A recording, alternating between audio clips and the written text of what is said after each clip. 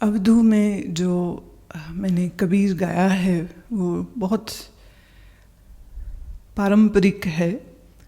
जो बाणी भाषा कबीर साहब बोला करते थे उस समय की बनारस की भाषा में ये कबीर के वचन हैं जो बहुत कठिन पड़ रहे हैं आज के लोगों के लिए, क्योंकि आज वो भाषा बोली नहीं जाती है, या जो बनारस का है वो तो ज़रूर समझ लेता है, लेकिन फिर भी इस बात का मैं ख्याल रखते हुए कुछ आज ले रही हूँ, क्योंकि कई सारे स्रोतों से था तो मेरे सामने इस समय दो मुझे मिल पाए हैं, तो वो दो को हम ले रहे हैं। एक होगा आज अवधू सोजन हमका भावे भूले को घर लावे। अवधू का अर्थ होता है आकाश की न्याय। जैसे आकाश जिसको आप बादलों से ढका हुआ देखते हैं वो आकाश नहीं है। आकाश मतलब है खाली स्पेस, बाउंड्रीलेस, इन्फिनिट्यूड, जिसका कुछ आदि या अंत नहीं होता है, उसको हम आकाश कहते हैं, आकाश की न्याय। तो कबीर ने संत शब्द, गुरु शब्द, फकीर शब्द, पारंपरिक जो शब्द है इनका उपयोग ना करके उन्होंने अवधू शब्द लिया, क्योंकि अवधू अपने आप में एक इशारा देता है बाउंड्रीलेसनेस का, सीमा रहित। जो सीमाओं में बंध गया है वो संत नहीं हो सकता। जैसे आप कहो हिंदू का संत, मुसलमानों का संत, सिखों का संत, तो जिसने अपने साथ मजहब की गठड़ी बांध ली है वो गुलाम है उस संप्रदाय का, उस मजहब का। इसलिए अवधू शब्द हम तथाकथित हर महात्मा के साथ नहीं लगा पाएंगे, क्योंकि जिसने साथ अपने एक पैंट बना ली है, एक लेबल फिक्स कर दिया है, माने उसने अपनी बाउंड्री फिक्स कर दी है कि मैं इतनी बाउंड्री में ही हूँ। अवधू सोजन हमका भावे भूले को घर लावे, घर में भोग जोग घर ही में, घर तज बन नहीं जावे, घर में युक्ति मुक्ति घर ही में, जो गुरु अलख लखावे। अब भूले को वो घर वापस ला रहा है, मैंने वो ऐसी युक्ति देता है, ऐसी समझ देता है, ऐसी साधना देता है जिस साधना को करके वो जहाँ है वहीं रहते रहते अपने अंदर की समझ कर लेता है। तो उसको अपने घर में ही भोग है, घर में ही जोग है। यहाँ बहुत लोग बेवकूफ़ाना अर्थ लेते हैं कि वो घर छोड़ करके बाहर नहीं जाता। नहीं, इसका अर्थ ये है कि जिसने निज आत्मा को ही अपना घर समझ लिया है उसको अपने घर में ही भोग और जोग दोनों मिल जाते हैं। भोग माने ब्रह्मानंद, ब्रह्मानंद से बड़ा कोई आनंद नहीं है, तो सबसे बड़ा भोग आनंद का भोग है। और योग माने जुड़ना, योग माने मिल जाना। तो जो मन वृत्ति, जो मन की सुरति बाहर संसार में भटक रही थी उसको वापस अपने घर में अपने निज स्वरूप में ले आए हैं। तो अपने निज आत्म रूपी घर में उसको भोग भी है, उसको योग भी मिल जाता है, और वो अपना ये आत्मस्थिति छोड़ करके बाहर नहीं जाता है। घर तज बन नहीं जावे। घर में युक्ति मुक्ति घर ही में। जिस युक्ति से अपने आप की समझ आती है, मन के बंधनों को तोड़ा जाता है, वो युक्ति भी उसको अपने ही अंदर मिलती है भी अंदर ही, और मोक्ष भी अंदर ही है। जो गुरु अलख लखावे। अलख जिस कोई लक्षण नहीं है, that which cannot be described, that which is beyond any description, उसको कहेंगे अलख। जिसने उस अलख को लखाया। अब ये कॉन्ट्राडिक्टरी स्टेटमेंट है। जो जाना नहीं जा सकता जिसने उसको जाना, अलख लखावे, असली गुरु वही है। और जिसने अपने अंदर जान लिया तो वो पाता है, अगली पंक्ति में कहते, सहज शून्य में रहे समाना, सहज समाधि लगावे, उन्मन रहे ब्रह्म को चीने, परम तत्व को ध्यावे। वह सहज शून्यता में समाहित रहता है, अर्थात मन निर्विकल्प रहता है, मन विचार से इच्छा से रहित होता है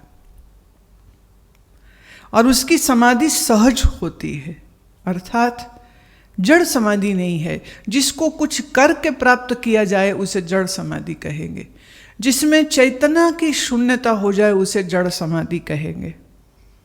और उन्मन रहे ब्रह्म को चीने, उन्मन माने न पूरा जागा है न सोया है, वो मध्य की अवस्था है। चेतना जागृत भी है, सोया भी नहीं है, और संसार की जो विषय की होश है वो होश भी उसको नहीं है।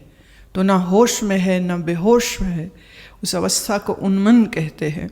उन्मन रहे ब्रह्म को चीने, जो इस उन्मन अवस्था में पहुंचेगा वही ब्रह्म को पहचान पाएगा। चीनना माने देखना, जानना। बिना उन्मन अवस्था को प्राप्त किए परमात्मा को समझा नहीं जा सकता है, परमात्मा को जाना नहीं जा सकता है। परम तत्व को ध्यावे। ध्यान के विषय बहुत से बाहर के हो सकते हैं, जैसे मोमबत्ती की लौ पे ध्यान करे, मूर्ति पे ध्यान करे, फूल पे ध्यान करे, चांद पे ध्यान करे, ये सारे बाहरी ध्यान है। जड़ वस्तुएं है, अस्थिर है, मरण धर्मा है। लेकिन अवधू का ध्यान जो है वो उसका है, उस तत्व का है जो सत्य है, जो चैतन्य है, जो व्यापक है। तो वो बाहर स्थूल वस्तु के ऊपर ध्यान नहीं कर रहा है, ना ही कल्पना करके अपने मन में किसी चांद तारे की भावना ला करके उस पर भी अपना मन नहीं टिकाता है। वो परम तत्व का ध्यान करता है। सुरत निरत को मेला करके अनहद नाद बजावे। अपने मन की सूरत को, मन वृत्ति को बाहर से पहले भीतर लाया और फिर भीतर ला करके अपनी चैतन्यता में टिका दिया, तब अनहद नाद बजावे। फिर उसको अनहद नाद का श्रवण होता है। ये कानों से सुने गए नाद की बात नहीं है। घर में वस्तु, वस्तु भी घर है, घर ही वस्तु मिलावे। जिसको हम ढूंढ रहे हैं वह वस्तु घर ही है, अंदर ही है। वो वस्तु भी अंदर है और अंदर ही वस्तु है, और घर ही वस्तु मिलावे। जो अंदर ही है, जिसको ढूंढ रहे थे, वो घर, वो वस्तु ही है, और घर को घर में ही प्राप्त कर लेता।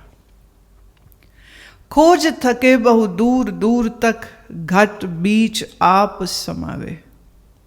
अगर अपना आप नहीं ढूंढा, अगर मन को अंतर्मुख नहीं किया और बाहर भटकते रहे, तो फिर ये जन्म जन्मांतर की भटकन बनी रहेगी, ये खत्म नहीं होगी। बाहर की भटकन सिर्फ थकाती है, प्राप्ति कुछ भी नहीं होती है। कितना ही दूर चला जाए, दूर चला गया मानसरोवर, कैलाश दूर चला गया, रामेश्वरम, द्वारिका, काबा, कितनी दूर चला गया, क्या मिला? बोले सिर्फ थकान मिलेगी। थकान के अलावा और कुछ नहीं मिलेगा, क्योंकि जिसको तुम ढूंढ रहे हो, घट बीच आप समावे, वो तुम्हारे हृदय में ही समाहित है।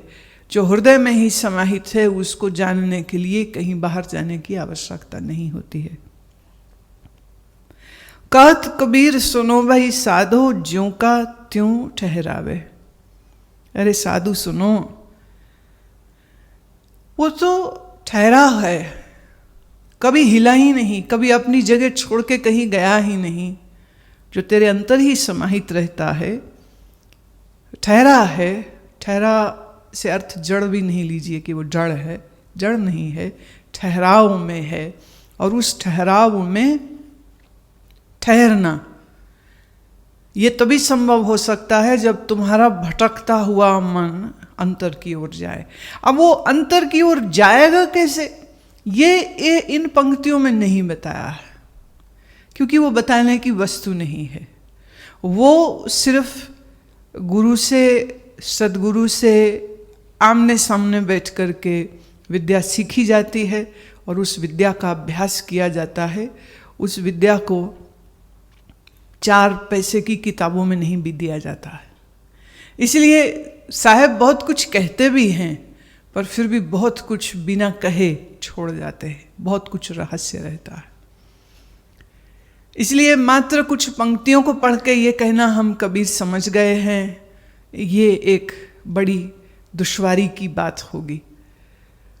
और सहजता से अपने अंदर जाने की इच्छा सबके अंदर वैसे भी नहीं है, तो कीमती चीज़ों को ऐसे ही तो नहीं बताया जाता, इसलिए उसको उन्होंने रहस्य रखा है। वो उन्होंने कहा वो अपने सद्गुरु के पास जब जाएगा ढूंढता हुआ, तो सद्गुरु अगर इस योग्य देखेगा कि इसके अंदर वो योग्यता है, इसके अंदर वो प्यास है, इसके अंदर वो इच्छा है और ये उसकी कीमत भी अदा कर सकता है, तो ही वो उसको प्राप्त करेगा। बाकी चीज़ मुश्किल भी नहीं थी, पर फिर इतनी आसान भी नहीं है।